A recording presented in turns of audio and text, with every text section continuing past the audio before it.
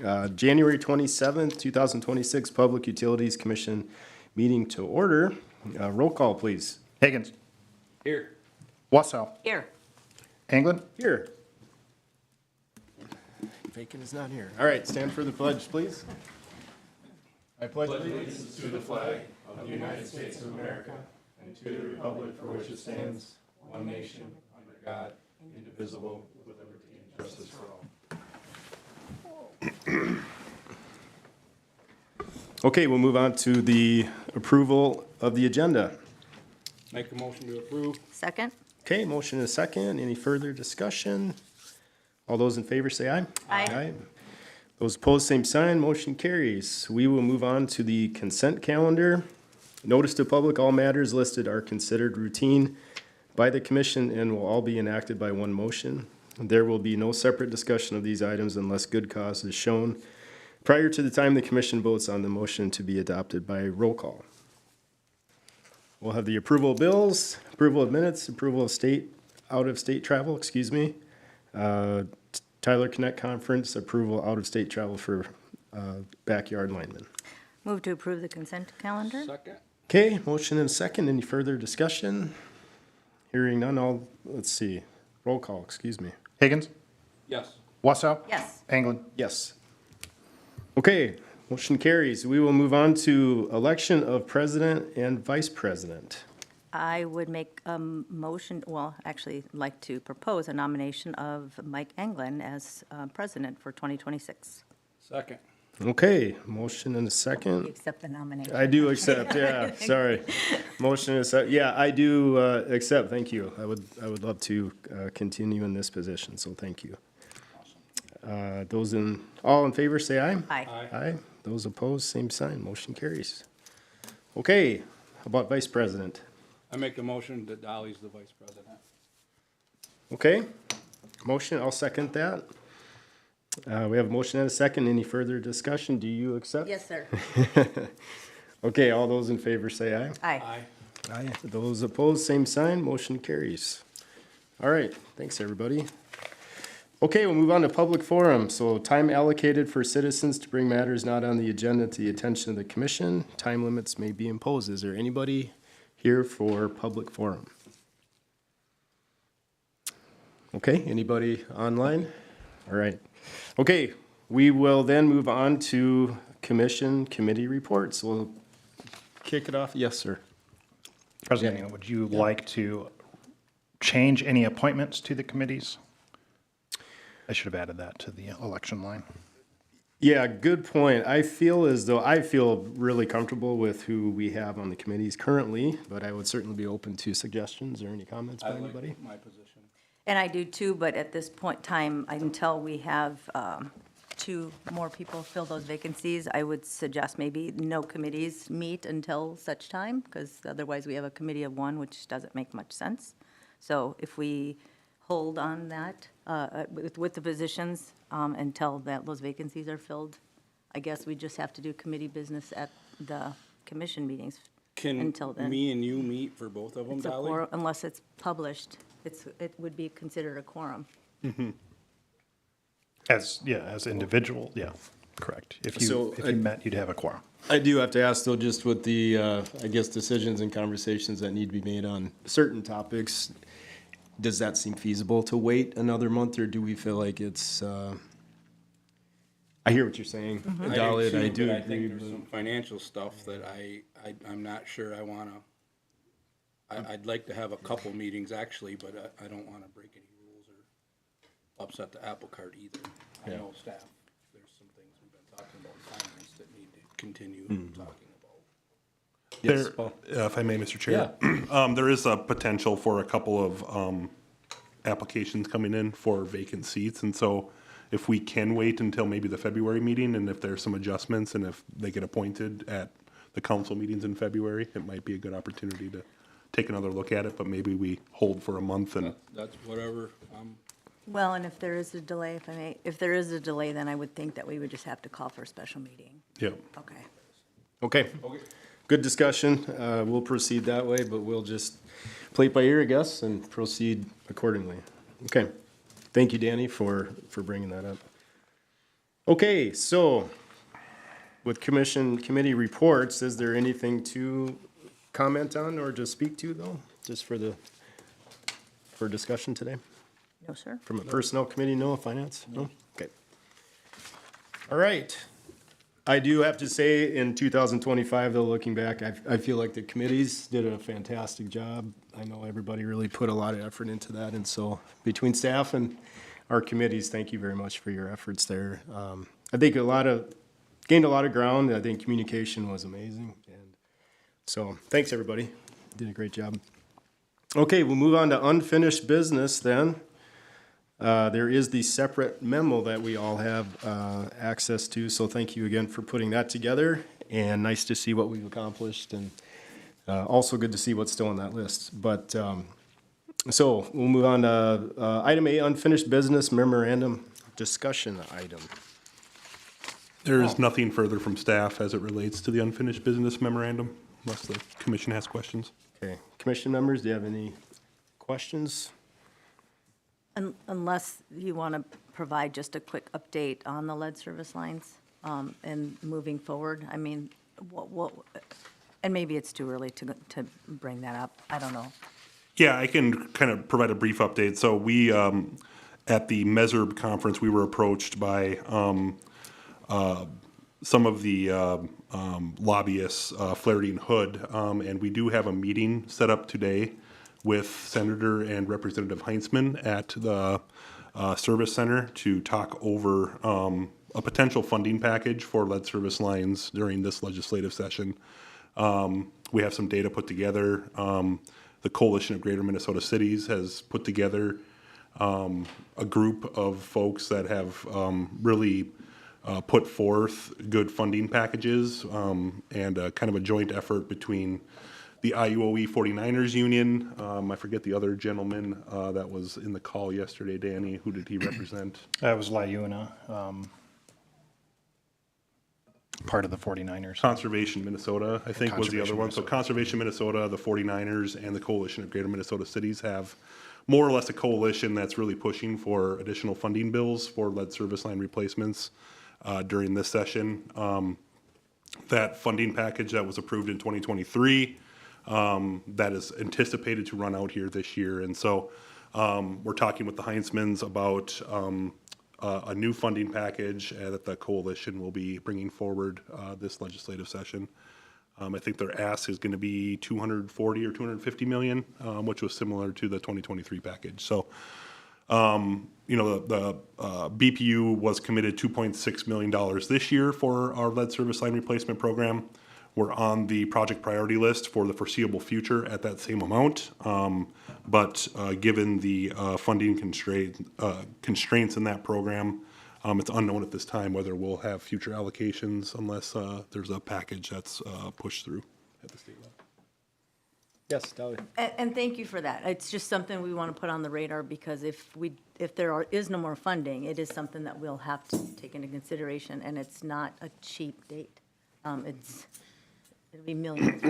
Yep. So it's just something to keep on our radar, and I appreciate you keeping it on the list. But yeah, definitely keep us updated on your meeting after your meeting today. Hopefully some good things come from it. Thanks. Yeah, thank you, Dolly, and thank you to the Heinzmans for making time and meeting with Brainerd Public Utilities. That's much appreciated. Okay, any other questions or comments with the memorandum here? If not, we'll move on to approve Climate Vision radar lease and temporary construction license. I'm going to pass this on to Finance Manager Locke. All right, Danny, take it away.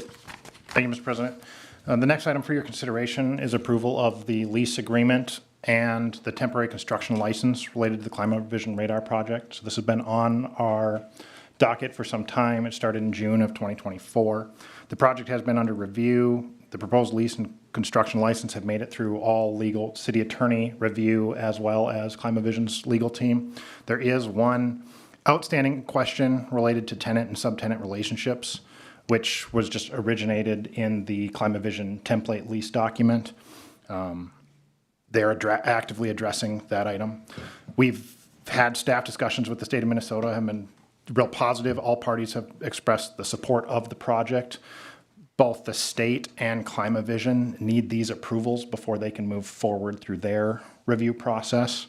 So that is what staff is asking and recommending for approval to allow the project to proceed with authorization for Director Sandy in coordination with the city attorney to finalize language related to the tenant-subtenant relationship as well as the construction dates and timeline. And with that, we'll answer any additional questions. I make a motion to authorize Utility Director Paul Sandy to execute the agreements as they're finalizing them. Second. Okay, we have a motion and a second. Any further discussion? I'm just thankful it went through the review process through the attorneys. I know it took a lot of work, and I appreciate it. Yeah, I appreciate all the hard work from staff. This is something we need. Yeah, I agree.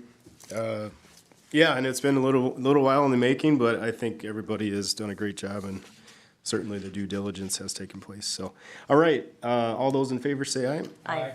All those opposed, same sign. Motion carries. Okay, we'll move on to new business, and we'll begin with approved professional services proposal with Bolton & Mink for new water treatment plant and well number 9, citing preliminary engineering report and investigations. That's a mouthful, but I got through it. Okay. All right, who wants to take this? I'll take this one, Mr. Chair. Thank you. To initiate planning for a new water treatment facility and a future well, we have budgeted in the 2026 budget $175,000 in professional services for a water treatment plant siting study, along with an additional $60,000 for a new well siting study. We've attached Bolton & Mink's proposed scope of services. We've been in discussions with Morgan Salo, who is in the audience today. If there are any specific questions related to the scope of work that is presented in front of the commission today. This project, we want to start the process of more or less preliminary engineering on a new water treatment facility, along with looking at alternatives for siting new well infrastructure to help kind of drive our wellhead protection area further to the south in the city limits of Brainerd. We currently operate the current water treatment plant down near the Jenny Street site with 6 wells that are basically right adjacent to the water treatment plant. The existing plant dates back, some of the original dates are 1918. There's some major expansion projects that happened in 1964. 2021, routine Department of Health monitoring identified copper concentrations exceeding EPA action levels at multiple sampling locations. And so there's been a lot of improvements that we've made to the existing water treatment plant that over time, based on different levels of copper corrosion, we've implemented orthophosphate corrosion control back in 2024. But given the age and condition of our water treatment plant, we need to start investigating options for a new facility. We're having troubles finding filter media for our current existing facility. It's becoming more and more difficult to find our filter media when our beds need rehabilitations. We're having issues with our under-drain systems a lot of times in our water treatment plant with a current ongoing project rehabilitating one of those under-drain systems. So the age of our facility is becoming a nuisance, and it'll continue into the future if we don't start looking at options for upgrading our water treatment facility. The study will inform funding strategies. It'll look at treatment technologies, and it'll look at where we want to place this new infrastructure with in mind that we want to keep the new plant in the same general location as the existing to take advantage of the newer infrastructure we've built at the water treatment facility, including the clear wells and then the reclaim tank that'll be constructed this summer. So that's the kind of the first part of this proposal. So there's 2 proposals in your packet. The second one is related to well number 9, and those 6 municipal wells that are all located near the existing water treatment plant. We've been working with the Minnesota Department of Health, and they've recommended that the city try to diversify its water supply by developing additional wells outside of the DWISMA to improve resiliency and sustainability of our drinking water system. We've asked Bolton and Mink to provide a proposal to evaluate potential locations of new municipal wells, and that does include potential test drilling and water quality analysis. So there is not only a proposal from Bolton and Mink in your packet, but there's also a high-level quote from Trout to come in and drill a new 6-inch test well that we can do some water quality analysis and test pumping from during this study phase. So the two attached letter proposals outline the scope and fees from Bolton and Mink to do both the water treatment plant siting study and the well siting study. Bolton and Mink's fee not to exceed for the water treatment plant study is $159,600, so about $15,000 under our budgeted amount. The well siting study is coming in at a Bolton and Mink fee of about $51,880. So that is under our budgeted amount. What puts us over that budgeted amount is the test well from Trout that is coming in right around that $54,000 mark. So we're using like that $60,000 as an estimated cost. We would bring a finalized quote together once we kind of finalize the scope of work with Trout. We would bring that back for commission consideration. What staff is requesting approval of today are the two proposals from Bolton and Mink to perform both of these studies concurrently together, and then allow time for staff to refine the scope of work with Trout for the test wells for the well siting study and bring that back to commission at a future date. And I am available to answer questions, and certainly Morgan is here too to answer any questions that the commission has. Okay, thanks, Paul. Any questions from commissioners? I'd make a motion to approve both these items with some discussion. Second for discussion. Okay, we have a motion and a second for discussion. Who'd like to go first? I'll go first. Morgan? Yes. What, is this kind of standard operating procedure to drill a 4 or 6-inch test? I think I saw there's a 4-inch and a 6-inch proposal in this. Did I read that right? Yeah, so when we look at test well procedures, there's kind of two options that in the engineering world are recommended. One is the 4-inch well, and what that is you're basically drilling a monitoring well. It's going to tell you formation of what the geology looks like, and it's going to tell you where the water is at. When we look at drilling a 6-inch test well, that allows us to set the utility and city up for future test pumping, because you can't feasibly test pump out of a 4-inch well and determine aquifer capacity. So going to the 6-inch well sets you up to test that aquifer capacity, develop what specific capacities are out of the well, and determine how big of a well is realistic to put in for the future. What is a normal well size for like the actual well that we would drill? For there? a future municipal well, Yeah.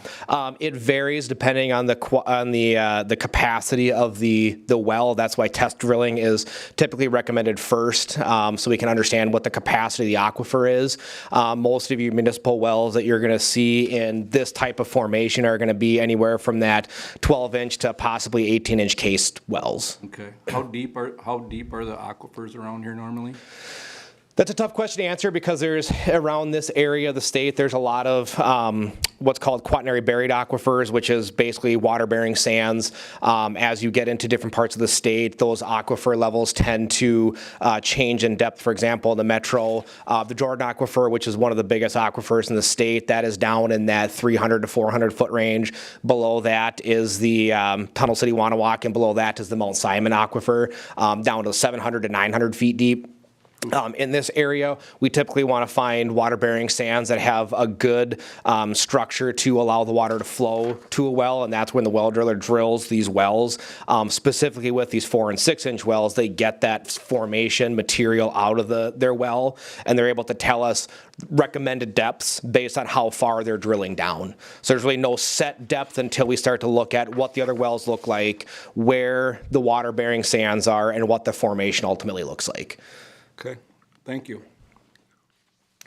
Hold on. Sorry. That's all right. Nice try. Yeah, no, but in that also, in this deal and maybe this is separate, was the estimate to drill the well as well, correct? Is that? That would come back at a future date. It's kind of just a budgetary item right now that. we Budgeting had more- purposes, because we Okay. plan on bringing on LRE Water, which with their specialized hydrogeologists Okay. to assist in developing some of the final scope. It's estimated right now about 200 foot of depth for a test well, but that's based on review of the current wells in the area and well 8, which it would be in a similar formation. But again, until we start doing a test boring to see where things are at, we're making some assumptions based on data we currently have. And you think the 6-inch well is about 50 grand? Is that what? Based on the quote that we received from Trout for a mud rotary drilling method. Okay. And then the last question I had was, so this, the study would be for a brand-new facility, but didn't we just do one for upgrading our existing facility? So are we just going to do a cost analysis versus a new, or am I misunderstanding what was done with Bolton and Mink the last time we did a study? So there's been several studies done. One was a condition assessment or an asset evaluation study that kind of looked at a big picture of the water plant and gave the vision of what useful life is left in the facility and recommendations moving forward. The utility can plan for capital expenditures on either rehab of the facility or ultimately looking at a new facility in the future. And so that kind of broke out the recommendations of here's roughly what it would take to rehab, with kind of not necessarily putting a dollar to it at the time, but also based on the age of the facility, we should start considering looking at a new facility with recommendations for here's some different treatment alternatives. This study is taking the next step towards that and getting to preliminary engineering and ultimately figuring out what's the best technology, what's the most cost-effective approach that are going to meet the goals and the vision for the future for the city. Okay. Thank you, Morgan. Appreciate it. Thanks. Anything else? I'll wait for you to sit down before I ask my question. I have no further questions. I like the idea of drilling a 6-inch well and letting it flow and seeing where we're at. I think if it was mine, that's what I would do, so I'm in favor of this.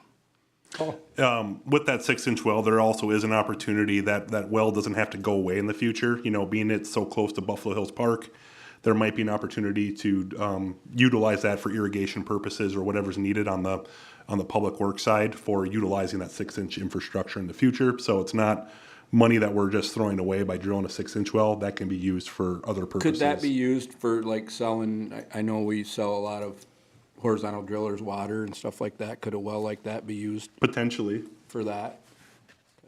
Yep. If there's good access to it and Yeah. things, I would say. Okay. Yep. And I guess the question is, if it's not a usable well, if we find out that it's not a good well, would we be responsible for sealing and capping it? I know it's just going to be capped, but okay, all right, thanks. Okay, any further questions, comments? All right, we had a motion and a second. All those in favor say aye. Aye. Those opposed, same sign, motion carries. All right, we'll move on to item B. Approve the oversizing and extension of water main infrastructure and the oversizing of the sanitary sewer lift and force main for the Voyager Heights Apartments of Brainerd project.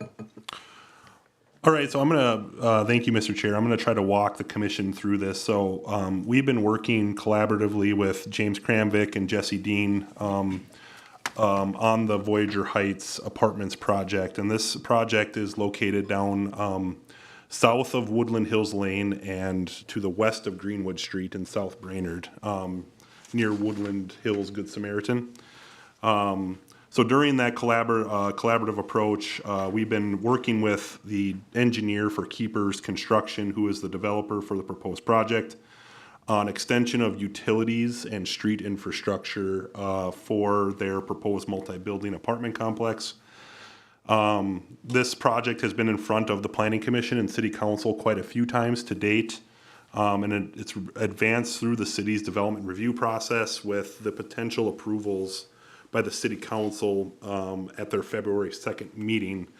The Planning Commission on January 21st considered action on Keeper's final construction plat and final planned unit development. I think the Commission's recommendation will be forwarded to the City Council at their February 2nd meeting for action on those two items. The City Council previously approved their environmental assessment worksheet at their December 15th, 2025 meeting. So as part of the utility construction, we've been working with their engineer, Westwood Professional Services, on the application of the city's design standards to service their multi-unit apartment complex. Projects like this also provide an opportunity for staff to look at the other areas outside of this development to ensure that the city-owned infrastructure that's being installed is properly sized to accommodate any future potential development that happens in this area. Through those discussions, and just at a high level, so this project requires an extension of the water main, which currently terminates at the intersection of Greenwood Street and Woodland Hills Lane. And it also requires the extension of gravity sanitary sewer and the placement of a city-owned lift station on Keeper's site. There is potential development opportunity to the south, west, and east of this site. And so staff has worked with Westwood to look at these development areas along with working with SEH and our water model to look at how we could set ourselves up to serve these areas in the future with oversized water main and sanitary sewer infrastructure.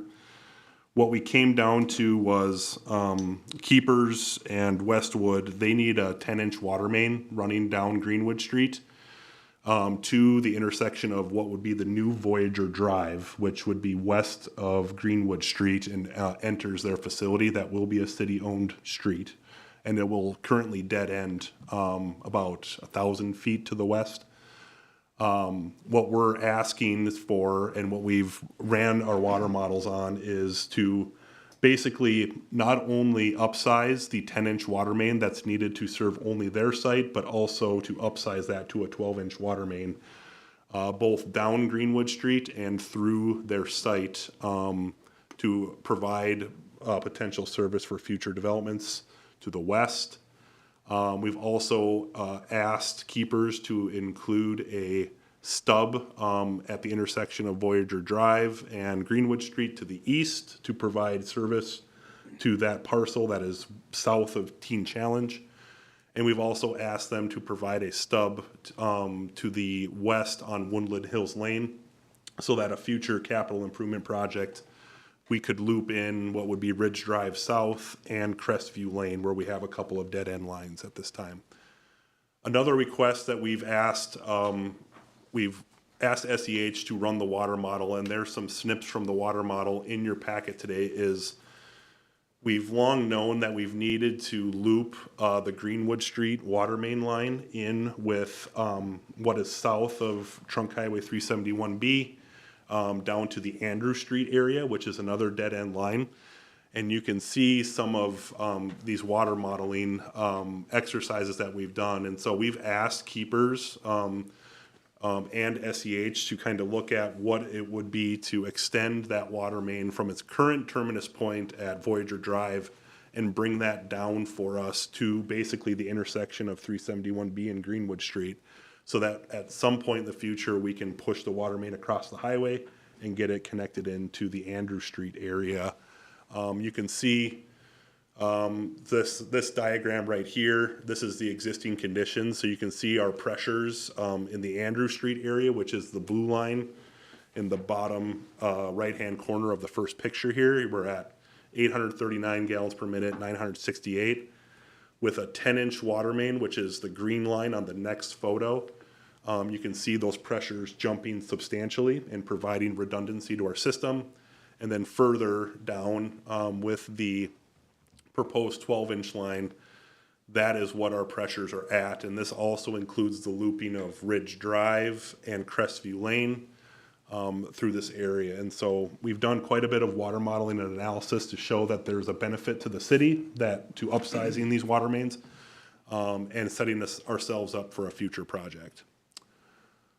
Concurrently with that, we're talking a little bit about sanitary sewer, and given the separation of duties right now between the city council and the Public Utilities Commission as it relates to sewer, our purview right now is really only the lift station and the force main infrastructure that is basically on the north end of their site.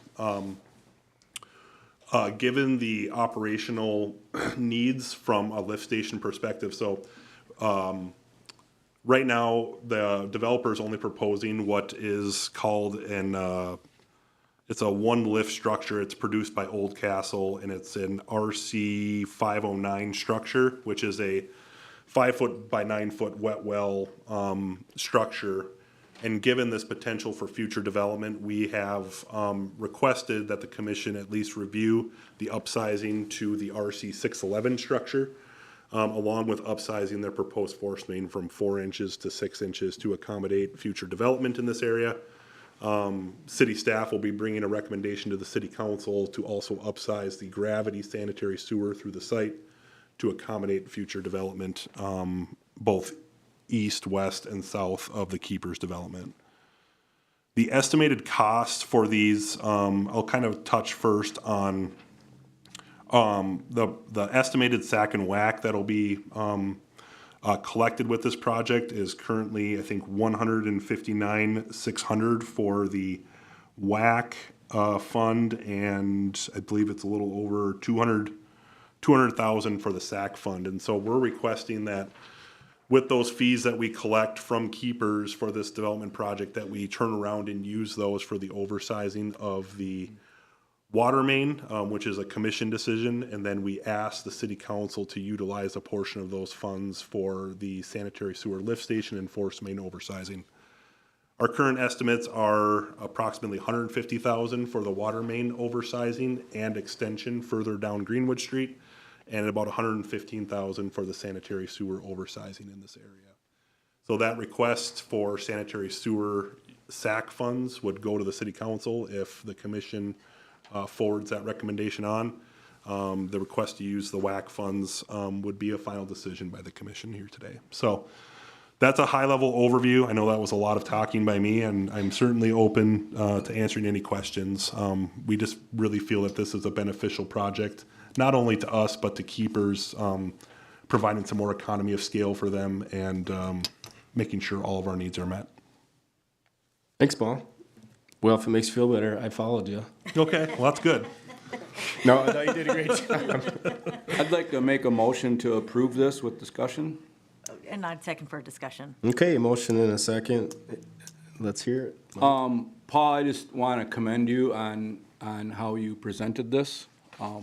It's very easy to follow, and I understood it perfectly when you were talking and when I was reading it last night. And I will always, we need more housing in this community, and if there's a big housing development going there and we can upsize this stuff a little bit and help other developers come in around it as it's developed, I think it's a very positive thing for the city of Brainerd. So I'm fully in support of doing this, and I love that we can pay for it with sack and whack. That's, to my understanding, what it's really supposed to be for. Mm-hmm. So using it quickly and hopefully being able to advertise that with our EDA means a lot. So good job. Maybe James or Jesse, if you have any other comments to make also related to that presentation. I don't know if there's anything you wanted to fill any gaps in on. I think Paul covered it pretty clearly. The numbers that he gave for SAC and WAC is just kind of for the first phase, so there is going to be additional SAC and WAC collected on phase 2, which is a 62-unit building, so just wanted to clarify that as well. Yeah, thanks for all your efforts to make the project happen too. So, yes, Jesse. So just to expound on what Paul mentioned, we've been doing the same kind of effort with our sanitary model and getting that up and running for not only this area, but that was the thought process behind building this up for the region, is not only for their phase 2 potential to the west, the area behind Teen Challenge, the area south of the highway. So we're looking at it from not only for this project, but from a whole regional area. So we're not going to be restricted from future development. Excellent, thank you. Dolly? Just a couple questions. So the sack and whack is just would be paying for the difference in the upsizing, just for clarification, correct? Yep. Okay, and so my compliments is that you're thinking for future growth. As where I think when Country Manor was established, we found that if we would have only planned way back a long time ago for future growth, we wouldn't be looking at issues that we had with Country Manor, so I appreciate that. Question, Andrew Street, is that within the city limits of Brainerd? It is within the city limits, so, and all of those right now are on city sewer and water? Mm-hmm. Or, okay, All right, I just was for clarification. Thank you very much. No, that was a great presentation. Thank you. Yeah, I agree, and I echo Mike's comments. It's nice to see the Sack and Whack discussion, and it is being appropriately, placed and used. Yeah, so this is great. I think we're coming a long ways as a overall organization. So, all right. So all those in favor say aye. Aye. All right. Those opposed, same sign. Motion carries. Thank you very much. All right, we'll move on to approve pool engineering and architectural service. This is letters of interest, LOI, and statement of qualifications, SOQ.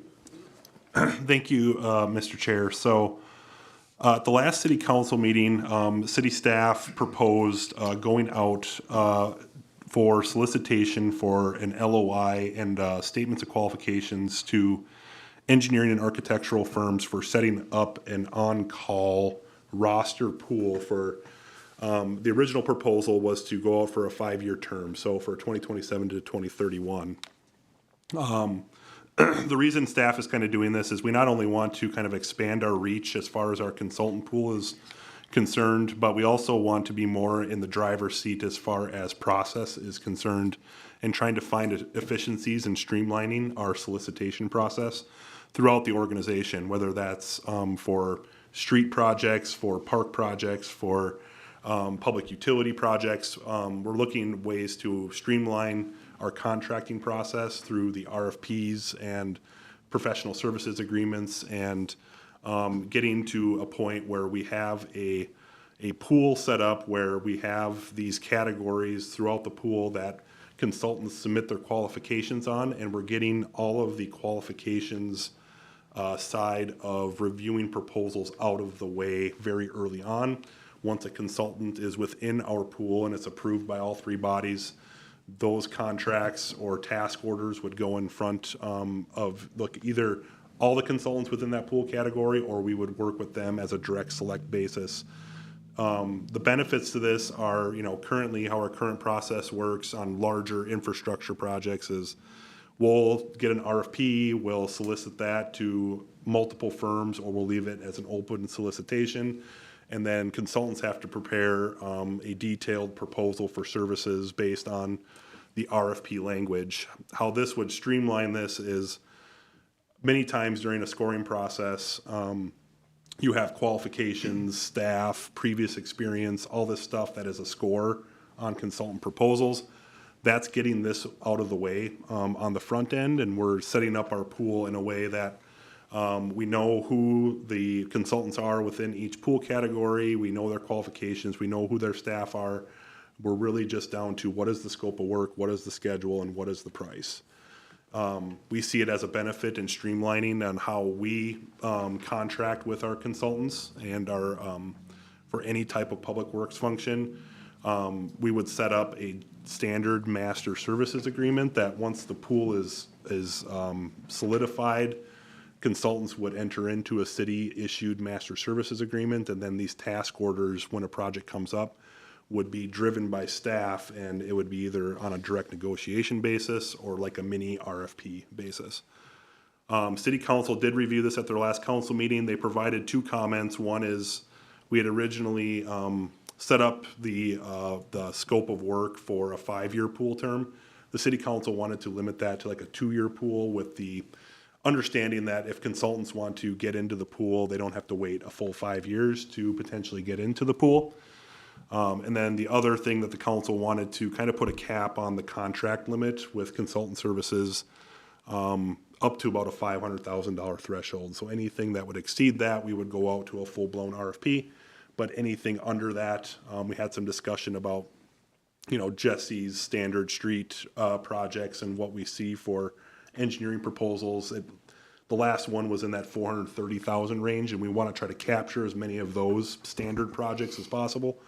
And so the council wanted to put a cap on that contract amount for the pool services. So in the packet is the draft engineering consultant pool RFP that, if approved by the commission today, the park board later on today, bring that back to the city council for final review and approval with recommendations from the commission and park board that they would like to move forward with this process. So I'm available to answer any questions related to this, but Staff feels that this is a way that we can really streamline our contracting process with our professional services moving forward across the whole organization.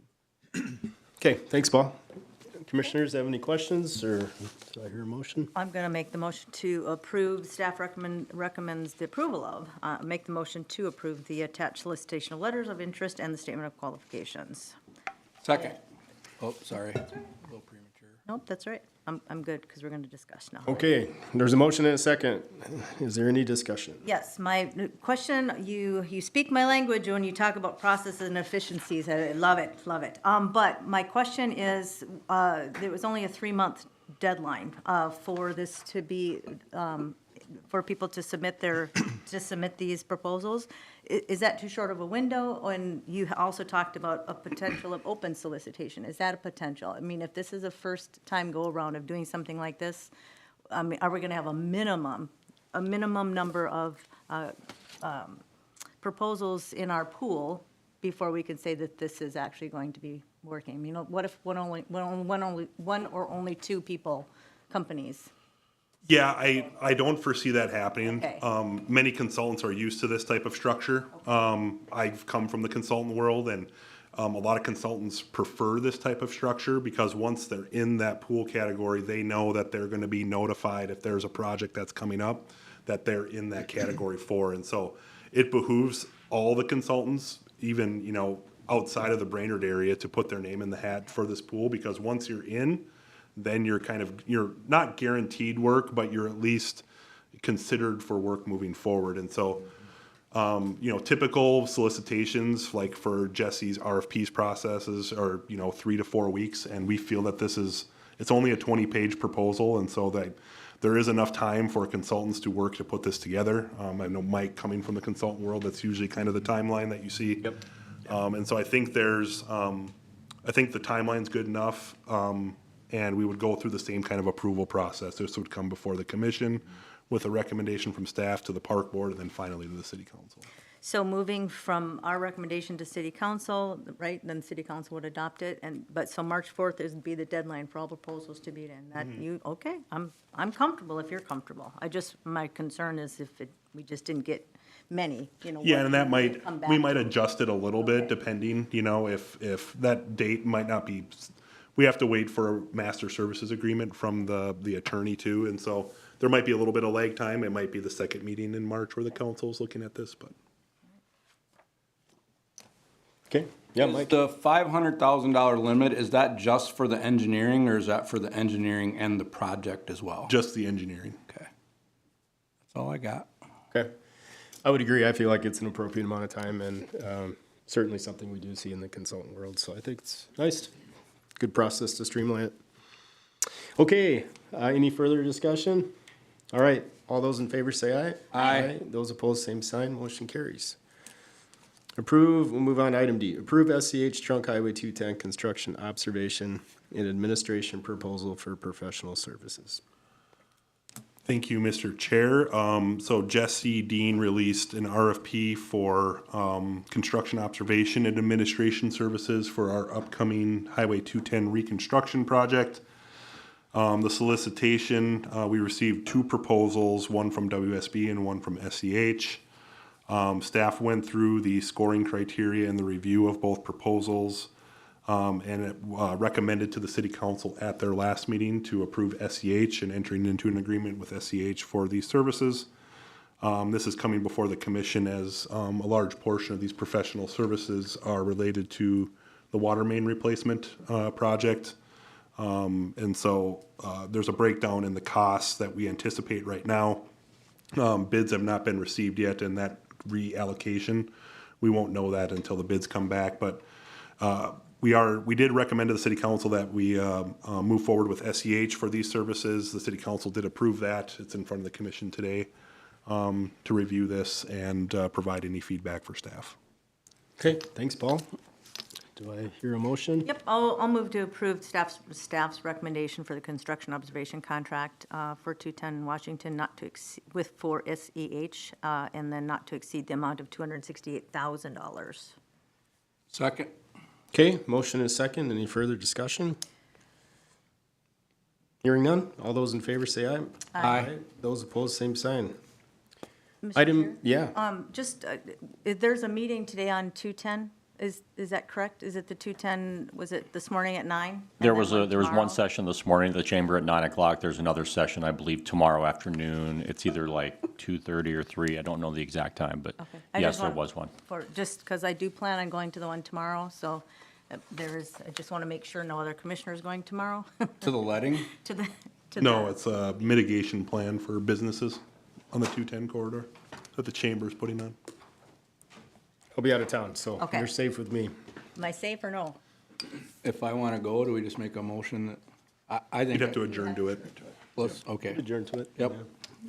If we adjourn to it, do we also have to note it? You don't, okay, I just want to make sure, perfect. So I'll my- not go if it's a pain, but I No, wouldn't no, mind I going. just want to make sure we're not going to get ourselves in trouble, Yep, that's all. me too. Okay, can you give me the details of that again? When is I it? don't know what the time is tomorrow, 5:30? I don't have it in front of me, Let but me I pull can it up get. here real quick. Okay. I do not have it on my calendar. Jesse or James, you guys? 3 o'clock at the chamber building? Okay. Thank you for breaking that up and for going. All right, we'll move on to item E, approve Waterworth continuous rate management software proposal. I'm going to pass this over to Danny Locke for discussion. Okay, Danny, you're up.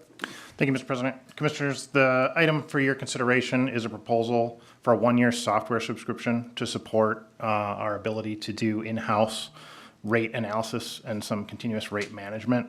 Staff have been working with Waterworth, kind of seeing their proposals since the middle of 2025 here. So both Paul and I sat through demonstration. I sat through demonstration a while ago.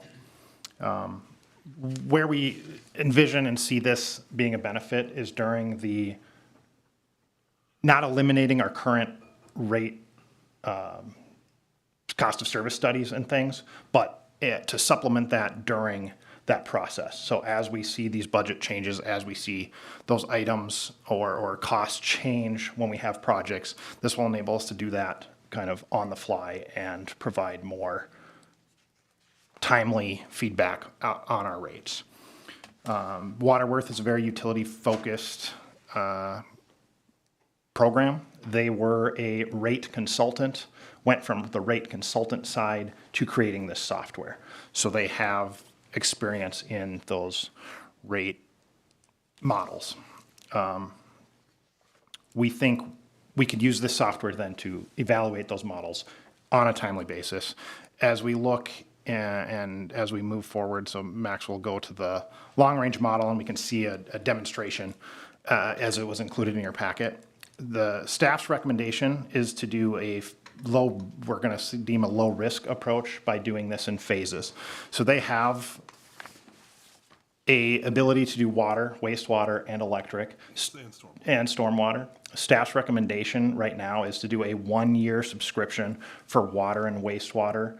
That cost of that one-year subscription is $10,500. It'd be split $6,000 to water and then $4,500 to wastewater. That's what staff's requesting at this time. As we look at the long-term financial model that's on the screen, where the advantage of this is actually some of our data that they had and used in our capital planning to put this together. So this is not our audited numbers, but these are some of the numbers that we gave Waterworth to put this presentation together for us and to do the demonstration. So as we look in 2025 there, the solid black line going across the middle of the screen is our cash balance as we sit presently. The very dark top triangle that goes up there in the graph would be if, as we added the water and wastewater costs, and then after 25, we see just a sharp decline in cash balances. So because of our taking the scenario, taking our rates and saying, hey, our water plant or the lead service lines is going to be $3 million a year, we start adding those costs in here, and that's showing what it's doing to our cash balance. So as we look and evaluate those changes as the lead service lines things come up, as prices change for the water, wastewater, or any city construction projects. We can immediately evaluate what does that do to cash with the current rate structure. That's the benefit staff are seeing, and that's why we're asking for a one-year trial subscription for the software at that $10,500. We would be taking that either out of contingency funds or some of the training budget. Our recommendation would be out of the capital asset contingency, as this will be more of a capital asset planning tool. And with that, I'm here to answer any questions. Yeah, and some of the other benefit that we see to this is really our current rate studies are a snapshot in time, right? We have UFS pull a bunch of data, we give them our capital improvement plan, and as soon as one thing changes, you might as well take that rate study and throw it out the window, because things are changing as funding comes in. We know more, like lead service lines is a perfect example of that. With a continuous rate management software, we can move our capital improvement plan around and see how it affects our rates. We can adjust the rates real time. We can add inflation factors. We can do things here that we're not able to do in a snapshot in time rate study. And so that's where we see the benefit. You know, if this is something that Danny and I try out and we really like, I could see this being an organization-wide tool where we might get away from doing consultant-led rate studies. Maybe we still do the cost of service studies every 5 years or so to kind of back check what we're seeing in our rate models. But this will allow us the opportunity as things change year to year, we're able to move around that capital improvement plan or our operational funds and see how that's impacting our rate structure, especially with large projects on the horizon that we're not going to know funding decisions until a couple of years in advance of a project. Commissioners? I make a motion to approve with discussion. A second. Okay, we have a motion and discussion, motion and a second. Mike? What do you foresee this cost, if this goes, I love the way you're doing this. Pulse test it, that's what I call it. Try it for a year. Spend minimal money, see how you like it, see how it works, take it for a test drive. If you add everything into it after the year, what's a ballpark cost on the software per year? Be an additional like 13,000, 9,000 for electric, another 4,000 for. So 25,000 a year is what this would cost us. What do we spend a year on consultants trying to figure this out? So on the city side, I think the city has a couple of proposals with UFS that they're working through right now that are in exceedance of about 10,000. But these are happening every, 3 to 4 years, and so it's not like an annual thing, and so this will be more expensive, don't get me wrong. The other thing that we looked at was they just initiated their electric module, and so I think there's probably some bugs and things that they'll need to work out. Yep. That's why we're proposing only the water and wastewater side. So Is this, you put our data in here weekly or monthly, or how often are you inputting our data to keep this, that black line's discerning, I know it's just a test model, but how often are you updating this with our data? We can update it live. So typically what we do, what they recommend is just doing it during budget time. You update it to meet your budget. As your numbers change, you can input those, and it's an Excel-based software, so it's real easy for us to change assumptions and change things. So we can really look out 2, 3, 5 years at a time with everything we got upcoming. I think this is an outstanding tool. Yeah. I couldn't agree more. The finance committee gets together. I'd be pulling that thing up, and Yeah. what a great way to communicate the need. And it's a great visual projections. tool from what we saw in our presentations from Waterworth. We have our rate consultants come and give a presentation to the council or the commission, and it's dry material, right? And it's hard to follow the process that they go through internally to get to a proposed rate structure. This is very visual. You can turn on layers in that graph. You can walk you all through the process and how a rate is set and what we look at as far as capital expenses, cash flow, setting our cash flow kind of guardrails and things. And so, so Commissioner Higgins is aware, that black line, I think, was without any proposed rate increases. Correct. So that black line you saw, so you can say, if you say 0% for the next 5 years, here's what happens to our cash, right? If we do a proposed rate structure of X, here's how you see that black line start moving again into a positive direction. In a finance meeting, we could play with that. And in real time, and then keep the line in a certain parameter. Yep. Yeah, it No, takes, I love it. It's great. I'd actually like to see the demonstration once it does get up and running, this moves forward. But, you know, and I think we learned our lesson, it was after the fact that we weren't charging enough for our water. So, you know, to be able to stay ahead of the game and see and project out, where my reassurance and feeling good about it is that St. Paul uses it and St. Cloud uses it. So you have some local companies that already use it, and, you know, I think that makes me feel better, that it's not just out of touch. And then the learning curve, it sounded like there was unlimited training, a lot of one-on-one. Yeah, we're very confident in, you know, at least who we've been speaking with, that they provide real-time services on call whenever we need them, more or less, so. Good stuff. It's fun to look at, too. Yeah. Yeah, it's a good picture. Well, maybe if the black line starts going up, then we can reduce rates. Dolly. Awesome. Thank you for providing all that information. All right, we have a motion and a second. All those in favor, say aye. Aye. Aye. Those opposed, same sign. Motion carries. Item F, under 1 hour. We got to go quick here. So, approve amended Brainerd Public Utilities Policy, BPU, Policy 20050-7, inactive accounts. This would be Danny. Yes.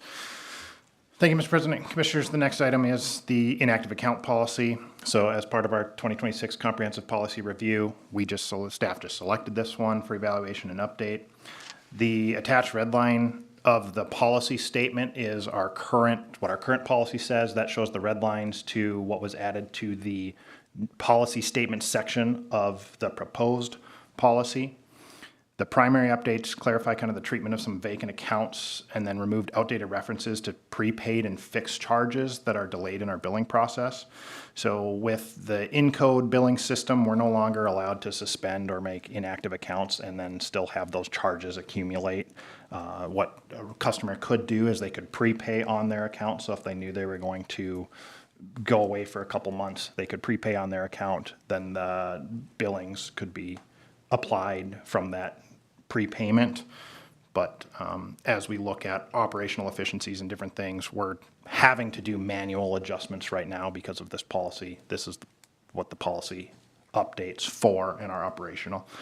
It also has some additional references to avoiding monthly charges that we removed to align with our current AMI metering practices, which, as we know, if the meter's out there, you're still incurring those costs to keep the meter running. And I know our line guys would really appreciate it if they're aware of an outage that they can fix. The policy also clarifies that accounts inactive for 12 consecutive months or longer must reapply or may reapply for service under the current requirements, and then confirms our authority to remove that equipment if it's not being billed or not being utilized in that 12 consecutive months.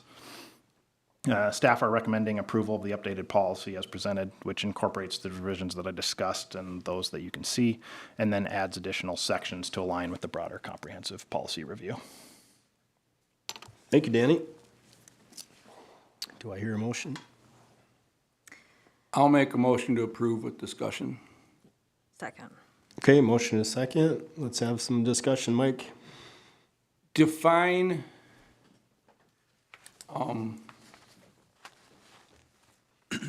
so I don't know how to ask this question. So I've got 5 or 6 meters that are on buildings that we're not using, but I pay the meter charge every month. Is that what you're discussing here? Correct. So it'd be having those charges. You're paying the meter, so you're following the policy. Okay. What's not following the policy? So if someone had a meter and then we're not paying, we need to go back and audit some of our accounts. We're finding some, as we're auditing accounts, we're finding some that are not being charged presently. This is reaffirming that policy and then allowing us to move forward with Removal of the equipment. removal of equipment or assessing those charges. So does this happen like in a tenant landlord situation where a tenant moves out and then we miss it? Like, There's been instances, yes. okay.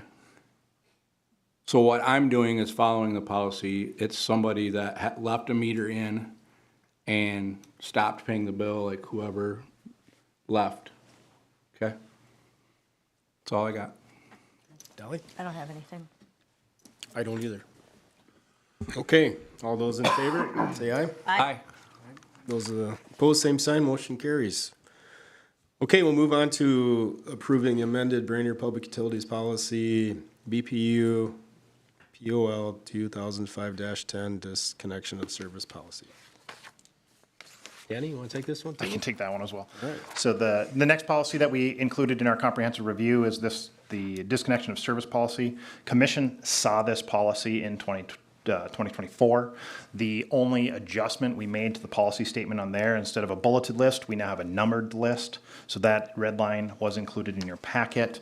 The additional changes to the policy, we're just recommending the comprehensive review and adding those additional sections for clarification. That is what we're recommending. So we're recommending approval. Second. Okay, motion is second. Any further discussion? How often are we doing a disconnect? Weekly? Really? No further questions. So you're framing this within a comprehensive policy review. Can you just remind everybody what you guys are in the process of doing, what the initiative is, basically? So our goal is to bring all of the policies that we currently have written and those in draft form in front of commission in 2026 to make sure that we have the policy reaffirmed by commission and ensuring that we have the accurate policies that you want to see us enforcing for customers. And staff has clarity regarding what to do with policy, right? Okay, I just like hearing how on top of it everybody is with BPU, so nice, great job. Okay, thank you. All right, so now we're gonna move on to approve dying to film quote. Don't we gotta vote? Oh, I'm sorry, yeah, I was too busy bragging about you guys. All those in favor, say aye. Aye. Aye, those opposed, same sign. Motion carries. Okay, just seeing if you guys are paying attention, and you are. We'll move on to approve dying to film quote water plant tour video. There's a lot of items here, so you gotta cut me some slack. All right, Danny, you're up. It's going well, Mr. President. Yeah. The next item for consideration is a videography services quote. So similar to how we did the hydro tour video in the budgeting of the 2026, we discussed having our other facilities create videos and tour for those processes, so water, wastewater, and some of the distribution side for the electric. The discussion we had as a finance committee was a $7,500 budget to continue these quotes. Mr. Nelson came and reviewed the water plant, so our recommendation would be to move forward with a water plant tour to help with funding as it relates to a new water treatment plant and getting the information out there. He presented two options in his quote. One option was for that tour video and then 6 of those shorts. And then a second option was for the tour video with 12 shorts if we wanted to have a more regular update with videos going out on like social media or being uploaded to the website.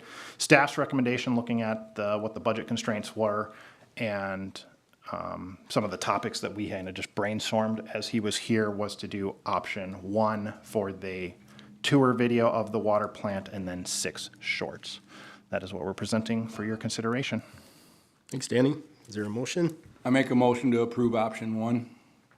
All second for discussion. Okay, motion a second. Dolly, discussion. I'm actually going to vote no on this just at this time. I think that if we're looking at doing a study on a new water facility, I feel like this money could be spent later, or unless it's going to help us with bonding or funding for a new water facility, I just don't feel like this one is as important.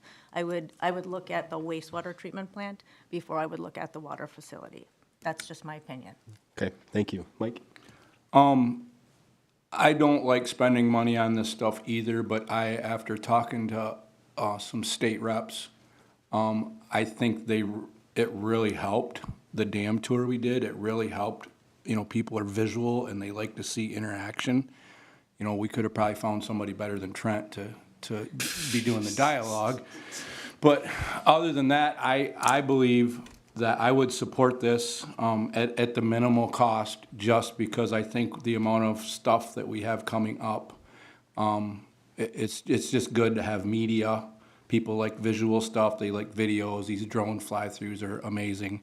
And I think it probably does, I would imagine that some of these videos are gonna actually show the age and some of the issues, you know, we're gonna use it to play the poor me card a little bit. So I support it, but I do understand Dolly's side of it as well.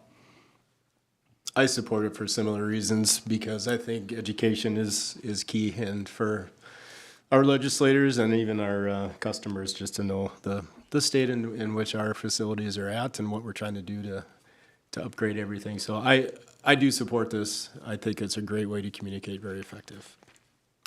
Any further discussion? I only want to reiterate that Bolton Mink did an assets assessment of the water facility, and that's why I'm going to keep coming back to it. So that's it. All right, all those in favor say aye. Aye. Those opposed, same sign. Aye. Motion carries. All right, item I, consider customer request to remove charges. Danny? Yeah. Thank you, Mr. President. Yep. The next item on the agenda is a customer request to remove charges on their account. We have been reviewing some of the accounts with the transition to the new billing specialist, as well as some of the previous movement to the new in-code process. What we were finding is through that transition and through our upgrade to ERP Pro 10, we did not have the applicable services being charged on several accounts. One of the accounts in question has asked us to waive all of the charges that were past due related to water and wastewater, the service charge, as well as the consumption. Staff's position was to approach and waive the monthly service fee, but still charge for consumption. That is what the customers received on their latest bill. This customer has requested that we waive all those charges and forgive all those prior to the discovery of the clerical error. For clarification to commission, there is a period of 6 years that we can go back for electric charges that are in arrears if it's a billing error. For water and wastewater charges, there's a 3-year. We did confirm that with the city attorney. So that is one item we are asking for clarification on from the commission. The second item or topics to discuss is how commission would like us to treat these items in the future, as we fear there's going to be more that we're finding as we go through an audit. So as we've seen, we've had at least 3 customers, now 4 customers that I'm aware of in the last week. So staff have used that to, will spearhead a complete audit of all accounts in 26 to ensure everything's corrected going forward. Okay, thank you, Danny. Yeah, I think so. I think this certainly warrants some additional questions here. Mr. Chair, so how would the customer have known there was a clerical error? Just, I mean, would they have known? This customer in particular, they have automatic payment billing. If they don't look at they did not look at their bill, they said, well, we trusted you guys to put it in forward. It was definitely a clerical error on our end. It was 100% an oversight at staff level. If they're paying their bill monthly and they're on automatic payment, no, I look at it on my own billing. I haven't looked at my power bill ever, so I can understand how it transpired. Trent, is this what happened to my electric bill a couple years ago? Refresh my memory, I'm sorry. Well, you guys didn't, I can't remember if you didn't bill me or you just didn't, everything went into limbo, but I think it got to about 3 months and I opened up a bill one day, because I don't look at them every month. and I owed you like 75 grand. I'd have to go back and review. I do not remember. I'm pretty sure this happened to me at Bic. And once I realized it, I called Trent and I'm like, hey, something's going on here. Normally you would have been hounding me, you're gonna shut my meter off, and then I'd have paid the bill, but nothing happened for 3 months. And when that happened, I'm pretty sure you, if I remember correctly, that you waived, you gave me a little leeway. I think we just paid double the electric bill for 3 months, and you waived the charges and we got it caught up, but I brought it to your attention. I think it's pretty much the same thing. So I mean, people need to pay attention. I'm totally in favor of waiving anything, and I'm totally in favor of giving them, a few months to get it caught up. But I mean, they used it, they gotta pay for it, in my opinion. Yes, Paul? I think that was staff's kind of view on this is, our monthly service charge is for the administration time. It's for sending our crews out to remove meters. It's for that type of stuff. But we still had to treat the water they consumed. We still have to treat it at the wastewater plant. So there's costs there that whether or not it was a clerical error, we're meeting in the middle and saying that from the clerical side, we're waiving this, but on the consumption side, we still had an operational expense that we incurred during that time. And Mr. Chair, I know when we get, on occasion, we'll get customer requests for, to waive some of the fees, but it usually is wastewater, and we do still have to treat the water. So I am in favor of it. Was a product that was provided, whether they didn't catch the clerical error and whether we're just now catching it. Out of fairness, I think we have to stay consistent with our other policies of when those exceptions do come to the commission. Yes, Danny? However the commission decides, we will work at a payment arrangement that works for the customer, so. I would make a motion that, as discussed, that we would charge the customer for what he used, waive any extra fees, and give him some sort of a timeline to get it caught up. Okay, there's a motion and a second. Any further discussion? Okay, all those in favor say aye. Aye. Aye. Those opposed, same sign. Motion carries.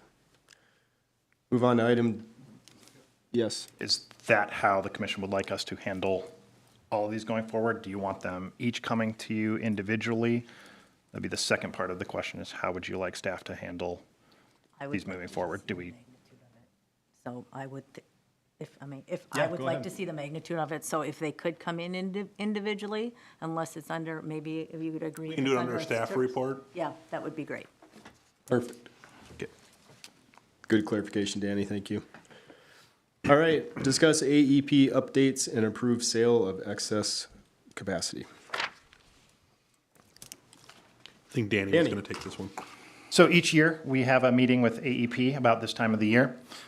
Vince from AEP comes in and gives us a presentation on kind of the market, how it's doing, the volatility, some of the changes that we're seeing. Looks at our usages over the last year and then compares that to what capacity we have purchased.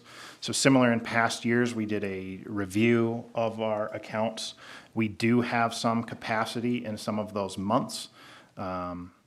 So AEP is recommending that we look at selling some of that capacity. We have options to sell that capacity before the auction and get a semi-guaranteed price. AEP does have customers that are short, so there's some trading that kind of happens in AEP's markets.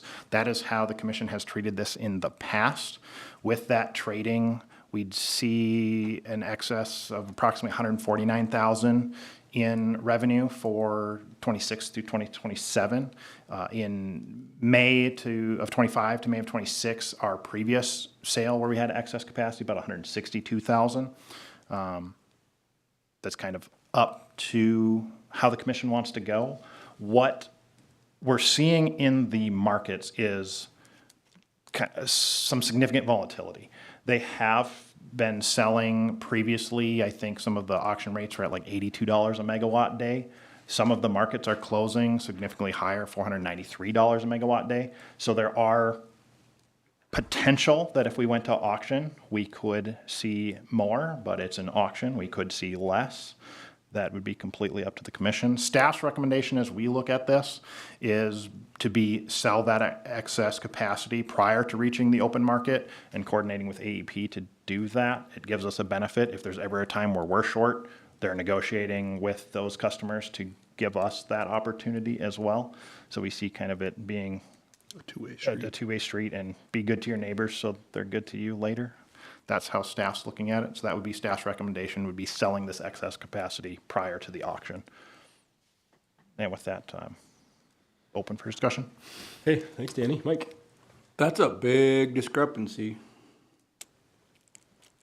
$82 to $493.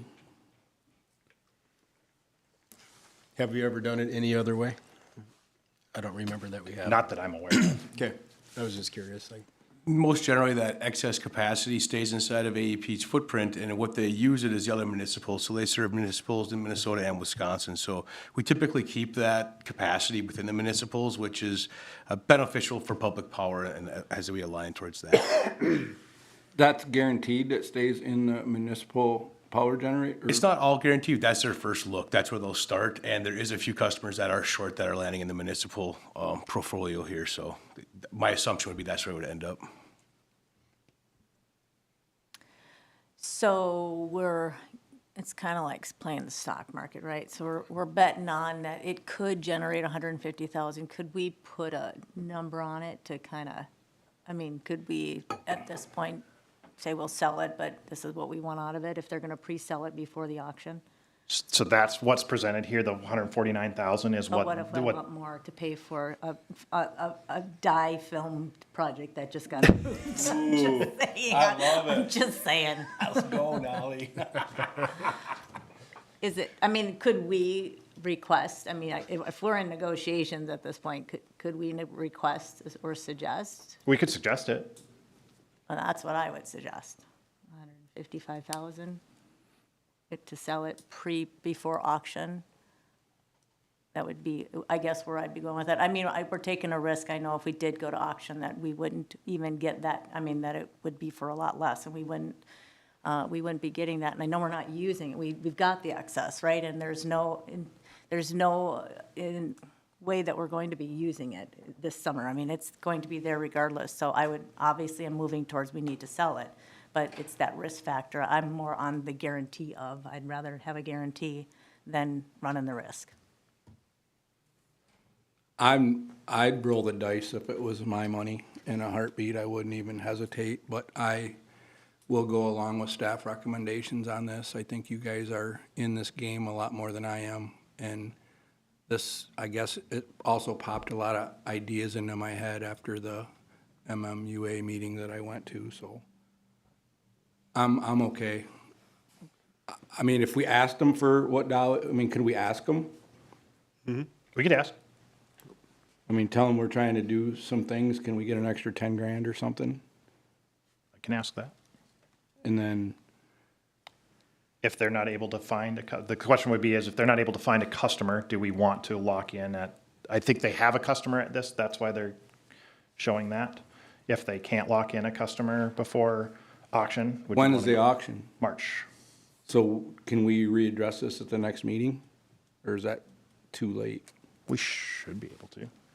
There's potential that the current customer they have finds other capacity between here and there, and then this would not be on the table at that point. But I think this is a conservative approach, what we've consistently done over the years with this.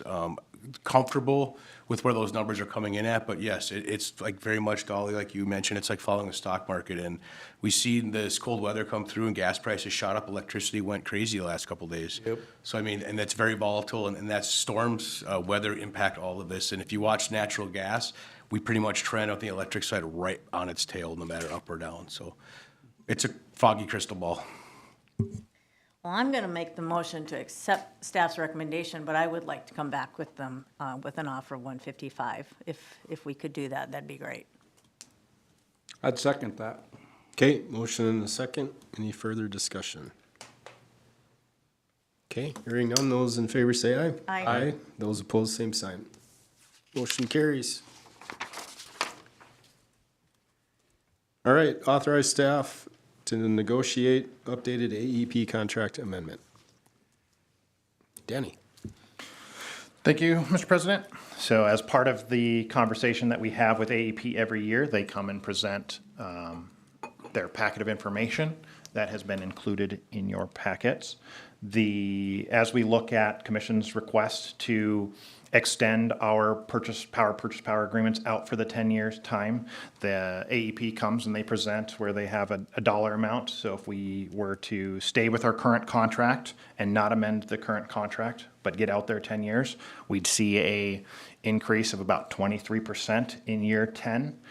They have always then submitted and shown us a amended agreement where if we amend the agreement starting in June of this year, that price that they're recommending is in the presentation, it's $51.60. Last year's amendment was at $49.35. So what that does is makes our purchase power, instead of, we anticipated a 2% increase per year, we're seeing a 4% increase in this year and then a 2 to 4% the remaining years of the contract, instead of seeing that significant jump of 23% in that 10th year. So they're basically blending in that 10th year's rate into our overall hedge over the next 10 years. Yes. Our initial presentation was at that $51.60 to what Trent was alluding to. Over the last week here, our temperatures have dropped significantly across the country. Natural gas prices are going up significantly. The latest price that they could get as of this morning was $51.90. So we're seeing a significant increase there. What this is leading to realistically in a dollar amount is about $287,000 more in purchase power costs for 26 and then the subsequent years comparatively if we use the same exact energy we're using today. That leads to that additional 4% this year versus our anticipated 2%, but then levels that out, to Paul's point, throughout that 10-year period. So we're basically hedging ourselves out in the 10-year look ahead and reducing our risk factor to the volatility of the market. Because there's some utilities that have not done this that are at the mercy of the market and they're up at that $490, $500. They're going to the auction, having to purchase power at a much steeper rate. And Commissioner President, if I may, I'll just throw another tidbit of information out here. Since if we take a snapshot in time back in 2016 when we moved to AEP and we lock those numbers in that we were currently paying with the previous power provider, we're still cheaper today than we were 10 years ago. So to say what a good partnership we've had with AEP through this and the good decisions I feel the board has made, we're sitting very good for the next 10 years, and it makes it very palatable for the finance team to be able to set rates and see what rates need to be, and helps us align projects with we know where we're going to be with our money. So without taking this approach, to Director Sandy's point, we are really volatile in that market, and we could see some huge rate changes just because of weather. Can you just refresh my memory? We talk about rate increases, and we had set those up to be increased in July, automatic increase in July, and that's accounting for the difference, your 2 point whatever, you're right? I mean, we're making sure that our difference is at least matching, if not getting a little higher than what our difference is with our ratepayers. Correct. And do we have that, was that our policy that we did it every July, that there was an automatic rate adjustment? We did a rate adjustment for 2 years, so that was what Commission has approved so far. And is that now done? Do we have to look at the future? I mean, are we looking at the next 2 years, or are we still into that 2-year process? I don't know. So when Director Evans was here, we went and did a 5-year rate study review. Commission approved that 2 years of that rate. Okay. And so that has been adjusted and reflected for the amendment last year. That has not been amended for this year's amendment. All right. We have typically, we have always taken the amended price with AEP as of now, because prices have always been increasing, but.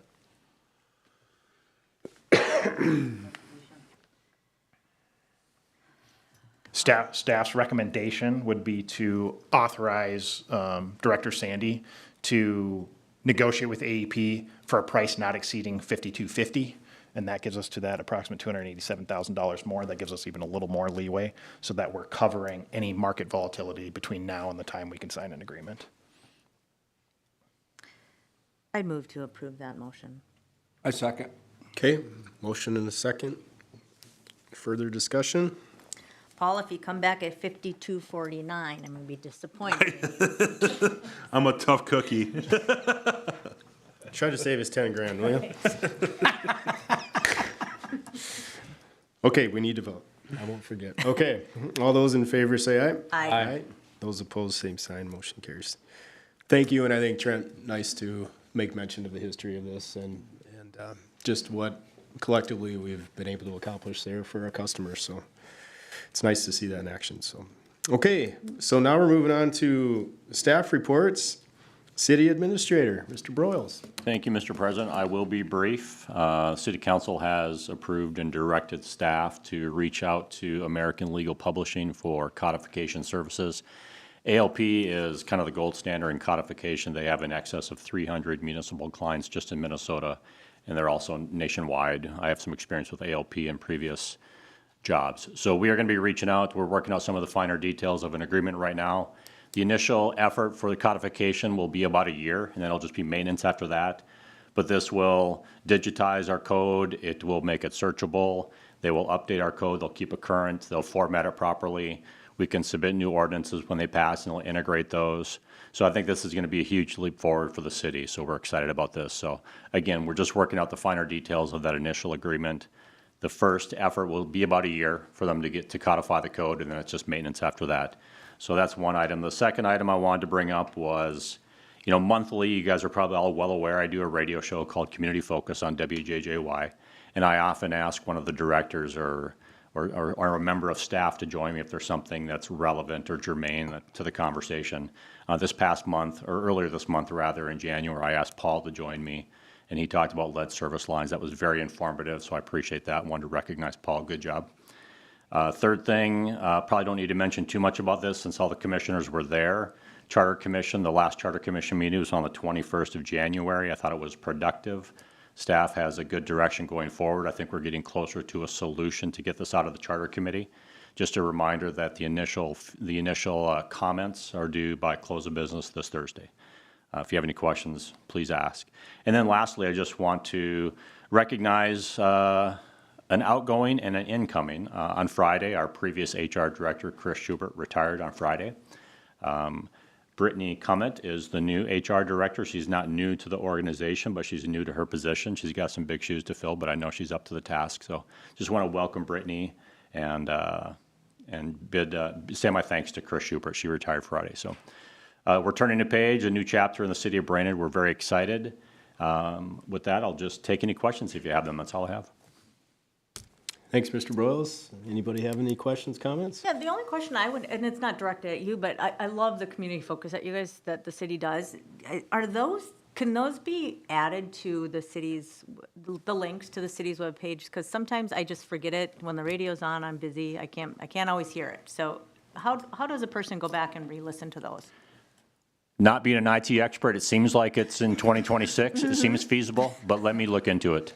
Paul, did you want to say Commissioner Matt, we did add that segment to the BPU website Okay, with our most wonderful. recent update for Awesome, lead thank service you. lines. something? So it can be done. You guys, that's awesome. Thanks. You have your DJ voice going? I don't like listening to myself, but I was told that I have a voice for radio. Hey, You got a face for it. That came from Trent. I had to say it. I couldn't. I'm sorry. I'm sorry. all right, Paul, sorry I opened that up. Okay.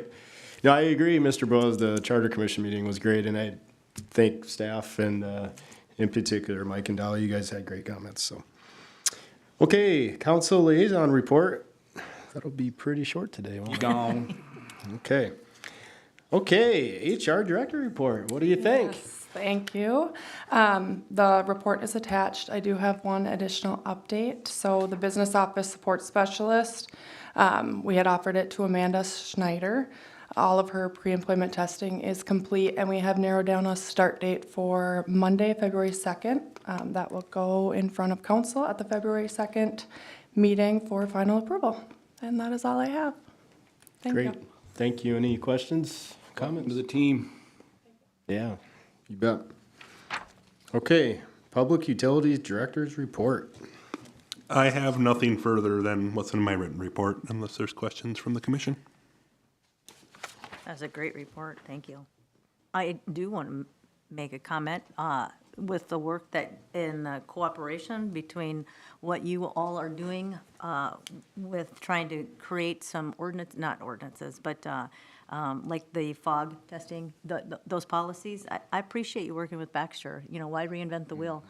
It shows a great partnership, and it's very much appreciated. So I wanted to make sure that you knew that we are very appreciative of that. Thank you, Dolly. Thank you. Okay. Mr. Locke, Danny Locke, Finance Manager Report. Thank you, Mr. President. I have one thing to add to my report. We had a great event at the MMUA Governance and Training Conference last Friday. I won't say any more than that, so I can allow Mr. Higgins to have his time. But I wanted to also welcome Brittany and say thank you to Chris as well. The end of my report. Thank you, Danny. Questions? Okay. Any questions for Danny? Okay. Operations Manager Report. I'll be real brief, and I plan on bringing some of this back to the next commission meeting, but two top subjects I want to touch on that were not in my report. We were called for a mutual aid event. Winter Storm Fern was bearing down on kind of the southeast part of the country, and they did reach out for mutual aid requests. We did dispatch crews last Saturday. We sent 1 bucket truck and 2 linemen to assist in that effort. We were headed towards High Point, North Carolina. We did make it there yesterday. As the storm blew across the country, the temperatures stayed colder than they thought they were going to. So they ended up seeing more snow than they saw ice in that particular region. So our crews have been released and they are returning back home now. So we hope for a safe travel. Just being a part of that, we left 40 line workers from Minnesota, 2 mechanics and 2 safety professionals from MMUA. We're all together in that deployment down there. So they convoy together. It's quite a process. It came together in less than 24 hours. Those crews were dispatched. So it's pretty amazing to be a part of that. And knowing that that is a opportunity for whenever we need assistance, that we definitely know people are going to be coming and helping. So proud of staff of that to meet in that engagement. And then another thing is we're going platinum. Our RP3 numbers came back for the year. We've moved up our designation from a gold standard to the platinum standard. And to be absolutely honest, we missed the diamond status by about 5 points. So we're going to bear down on that, and we are going to get us to diamond here. And I'll bring some more of that to our next commission meeting. I'll put it in my report so you guys can review it some more. And other than that, if there's no more questions, I will yield to Charlie. Any questions for Trent? You sent me that email on that award. I think that's awesome. And I think that the way that you and your team strive to be the best is amazing. Appreciate that. I just have one question, and I'm not looking for an answer. Do we have an idea what the wastewater treatment plant draws for electricity every month? I mean, we obviously know. So, and I love these summaries. So, 45.5 megawatts, approximately 1%. You know, the outage or the output from the solar, is that enough to support the wastewater treatment plant for a month at a time? It's very close. So that project was sized originally to be a little bigger, but we ran into some constraints with our CUP to be able to make it bigger, but it's really close. And so operational needs will change as Charlie's processes go, but he's right around 1 megawatt to 1.5 megawatt consistent load all the time. And he's done a lot of efficiencies to get that number. We got it about as low as we can possibly get it and still treat, so. Great, it makes sense why there'd be a project, so anyway, I just wanted to note it. Great Thank question, you. thank you. Now, people can say they've gone platinum. We've gone platinum. Well, congrats to the team. Okay, Charlie, it's all yours. Yeah, thank you. I don't have anything more to offer to the report other than currently we're working on, and everybody has submitted their reviews, so we're working through that, and I should be wrapping that up within a couple weeks, and I have yet mine to do. So, but they go first, and then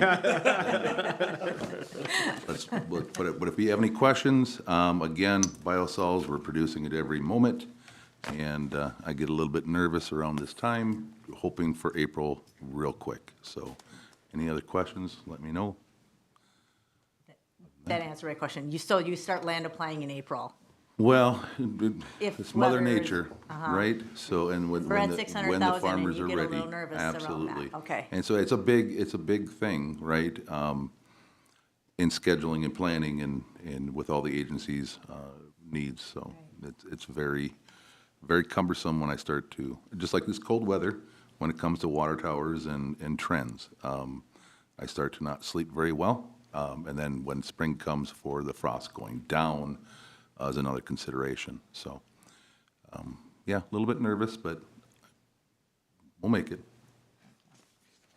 You just gotta lay off the coffee.